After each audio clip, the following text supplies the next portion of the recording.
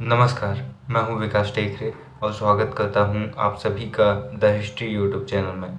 आज के इस वीडियो में हम एमए इतिहास थर्ड सेमेस्टर के इस चौथे प्रश्न पत्र को देखने वाले हैं, जो है मराठों का इतिहास 1627 से 1720 तक। दोस्तों, इस प्रश्न पत्र में हम, जो कि 2023-24 का है, हम प्रश्न पत्र के पैटर्न को समझने की कोशिश करेंगे। साथ ही हम देखेंगे कि किस प्रकार से प्रश्न पूछे जाते हैं। यह प्रश्न पत्र 42 नंबर का है और पीजी कॉलेज छिंदवाड़ा का है। आइए देखते हैं। यहाँ पर 7 नंबर के 7 ऑब्जेक्टिव है। पहला ऑब्जेक्टिव आता है, शिवाजी के अष्टप्रधान मंत्रिमंडल का प्रधान कौन था? तो इसका उत्तर है पेशवा।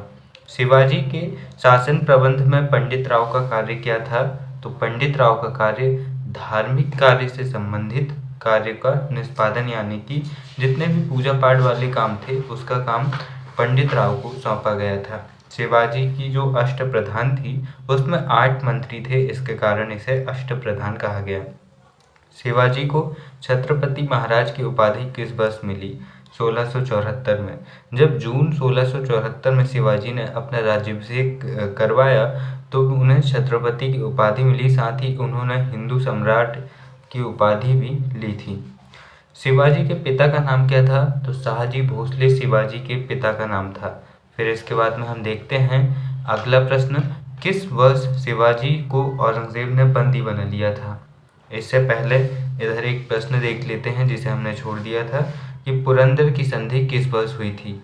तो 1665 में पुरंदर की संधि हुई थी शिवाजी और जय सिंह के बीच में। जय सिंह को औरंगजेब ने शिवाजी के विरुद्ध युद्ध करने के लिए भेजा था और पुरंदर की संधि के परिणाम स्वरूप ही 1666 में शिवाजी अपने पुत्र संभाजी के साथ औरंगजेब से मिलने जाते हैं और फिर औरंगजेब उन्हें अपमानित करता है और बाद में बंदी बना लेता है।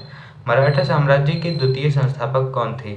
बालाजी विश्वनाथ, जो कि पहले पेशवा थे, 1713 में पेशवा बने और बालाजी विश्वनाथ मराठा साम्राज्य के द्वितीय संस्थापक माने जाते हैं। फिर इसके बाद में हम लघु उत्तरीय प्रश्नों को देखते हैं। 2 नंबर के 5 प्रश्न, मराठों के उत्थान के कारणों की व्याख्या कीजिए। और फिर इसके बाद में अगला प्रश्न बनता है कि हिंदवी स्वराज की अवधारणा की व्याख्या कीजिए। हिंदवी स्वराज की अवधारणा शिवाजी ने दी थी। इसके बाद में देखिए, शिवाजी और शाइस्ता खां से युद्ध की व्याख्या कीजिए। इसके अथवा में प्रश्न है, शिवाजी और अफजल खां के बीच संघर्ष की व्याख्या कीजिए। इसके बाद अगला प्रश्न आता है, शिवाजी के राज्याभिषेक की व्याख्या कीजिए। और इसके अथवा में प्रश्न है, शिवाजी की उपलब्धियों की व्याख्या कीजिए। इन सभी प्रश्नों के उत्तर नोट्स के रूप में आपको हमारे चैनल में एमए थर्ड सेमेस्टर प्लेलिस्ट में मिल जाएंगे। शिवाजी की उपलब्धियों की व्याख्या कीजिए। इसके बाद में राजाराम के योगदान की व्याख्या कीजिए। ताराबाई के योगदान की विवेचना कीजिए। और फिर अगला प्रश्न आता है, पेशवाओं के उत्कर्ष के कारणों की व्याख्या कीजिए। अगला प्रश्न है, मराठा राज्य में बालाजी विश्वनाथ का मूल्यांकन। और दीर्घ उत्तरीय प्रश्न की शुरुआत होती है। 5 नंबर के 5 प्रश्न कुल 25 अंकों के लिए। यहाँ पर पहला प्रश्न है, मराठा इतिहास के स्रोतों की व्याख्या कीजिए। इसके बाद में इसका अथवा है, शिवाजी के उत्थान के कारणों की व्याख्या कीजिए। इन सभी प्रश्नों को आपको देखकर ये समझना है कि किन किन टॉपिकों से प्रश्न बनते हैं, क्योंकि कई बार प्रश्न रिपीट भी हो जाते हैं। और अगर आपका सिलेबस मराठा इतिहास है तो आप किसी भी कॉलेज के हों, आपके लिए यह प्रश्न पत्र बहुत मायने रखता है। शिवाजी के उत्थान के कारणों की व्याख्या कीजिए।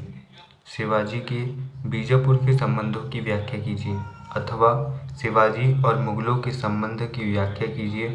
प्रश्न 9, शिवाजी के शासन प्रबंध की व्याख्या कीजिए अथवा शिवाजी की उपलब्धियों की व्याख्या कीजिए। प्रश्न 10, मराठा स्वतंत्रता संग्राम की व्याख्या कीजिए। Explain Marathas struggle for independence. Sambhaji के योगदान की व्याख्या कीजिए। और 11वां प्रश्न है, पेशवाओं के इतिहास के स्रोत की व्याख्या कीजिए। अगला प्रश्न, शाहू महाराज का मूल्यांकन कीजिए। Evolution in detail about Shahu Maharaj.